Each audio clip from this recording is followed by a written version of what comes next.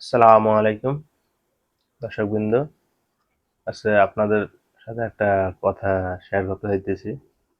কথাটা হলো মানে বাংলাদেশে আজ পর্যন্ত এমন একটা খারাপ হোক আর ভালো হোক, আজ পর্যন্ত একটা এরকম লিডারও তৈরি হচ্ছে না যারা ভারত ও ইসরায়েলের মানে তাদের ফেসের সাথে ফেস লাগিয়ে টক্কর দেওয়ার মতন এরকম একটা নেতা আমাদের বাংলাদেশে আজ পর্যন্ত একটা তৈরি হয়নি। আর আপনারা দেখেন আমাদের যে পূর্ববর্তী যে দেশ পশ্চিম পাকিস্তান, তারা আজ পারমাণবিক বোমার যে অধিকারী স্বয়ংসম্পূর্ণ। আর এই পারমাণবিক বোমার অধিকার হওয়ার কারণে আজ তাদের সাথে কেউ মানে টক্কর সহকারে লাগতে মানে ভয় পায়। আপনার দেখেন 1974 সালে আপনার যেসব জুলফিকার আলী ভুট্টো যখন সে ক্ষমতায় আসীন হয়, তখন সে নিজে বলেছিল আমরা প্রয়োজনে না খেয়ে থাকবো, তারপরে আমরা বোমার তৈরি করব। আর এই কথা শুনে তাদের যে বিজ্ঞানী এই যে পাকিস্তানের যে পারমাণবিক বোমা তৈরি করেছে, সে আপনার কাদের খান, সে ওই সময় ইউরোপে ছিল। ইউরোপ থেকে সে মনে করেন না পাকিস্তানে আইসা সে এই 20-22 বছর এটা পরীক্ষা নিরীক্ষা কইরা পরে সে পারমাণবিক বোমা 1998 সালে এটা পরীক্ষামূলকভাবে তারা আহ, এই পারমাণবিক বোমা এটা ইয়া মানে পর্যবেক্ষণ করে।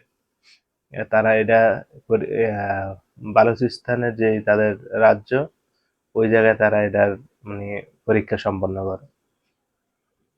আর আজ তারা 170-এর উপরে পারমাণবিক বোমার অধিকারী। দেখেন কিছুদিন আগেই তারা ভারতকে বলেছিল আমরা তোমাদের দিকে 130টা তাক করে রেখেছি, বেশি বাড়াবাড়ি করলে এগুলা আমরা ছেড়ে দিব, ঠিক আছে?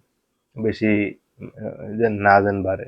আর ভারতে এই ঠেলের কারণেই স্বয়ং আমেরিকার কাছে কমপ্লেনের মাধ্যমে বা তৃতীয় পক্ষের মাধ্যমে এই যুদ্ধটা সমাপ্ত করে, ঠিক আছে?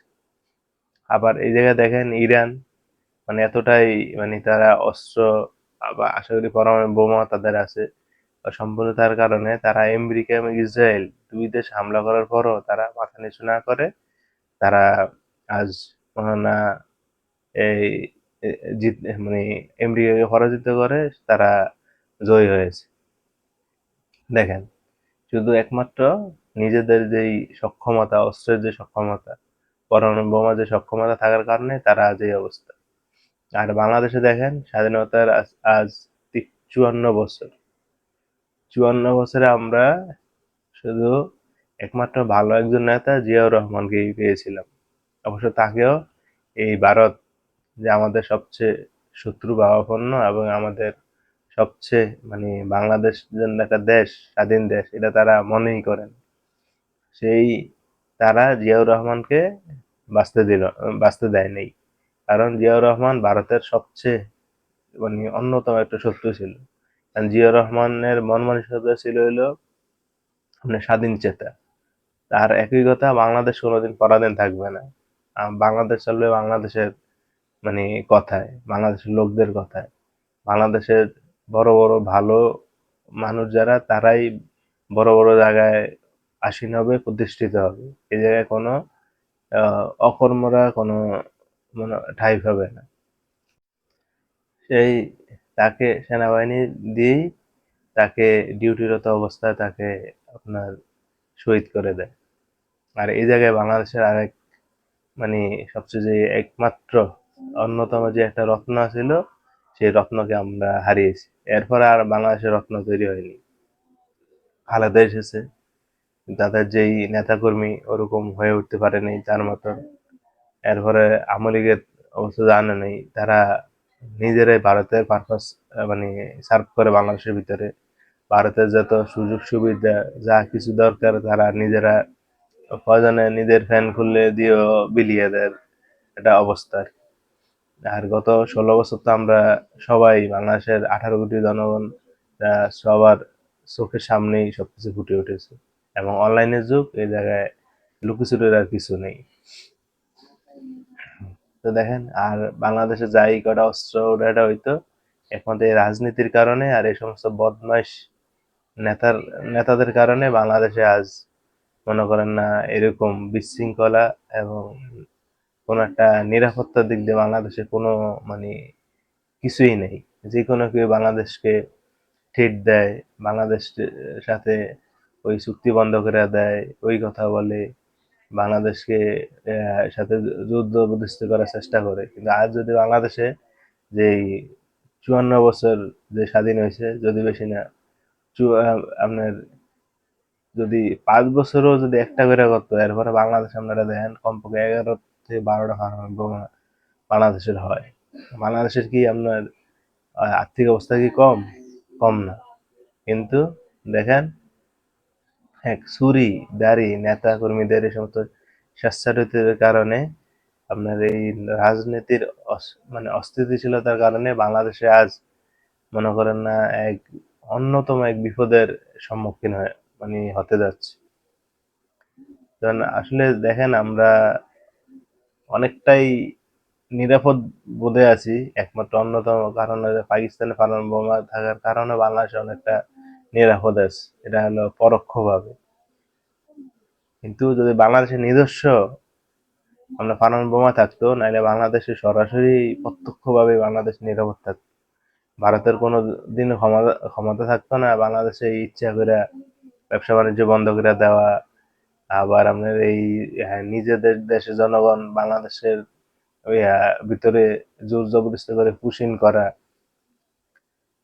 আবার মনে করেন না এই বর্ডারে হত্যা করা, আবার নিজেদের খেয়াল খুশি মতন বা বাংলাদেশের বর্ডারে আসা যাওয়া, কিন্তু বাংলাদেশের মানুষ যদি আসা যাওয়ার চেষ্টা করে ওই জায়গায় বাধা দেওয়া, এই সমস্ত জিনিস কোনোদিনও হইতো না। এবং বাংলাদেশে যে বিডিআর গুলা হত্যা করেছে, এগুলা তো এটা সম্পূর্ণ প্রমাণ এটা ভারতেই করেছে, এই স্বৈরাচার দেশদ্রোহী হাসিনার এবং তার সহযোগীদের মাধ্যমে।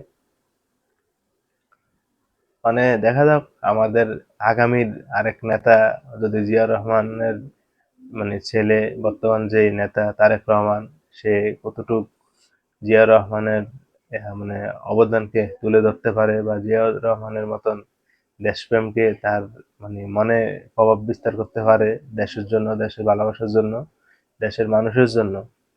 ঠিক আছে, এটা আমরা অবশ্য দেখতে পাবো যদি আগামী ফেব্রুয়ারির দিকে বা মার্চের দিকে যদি নির্বাচন হয় সুস্থভাবে।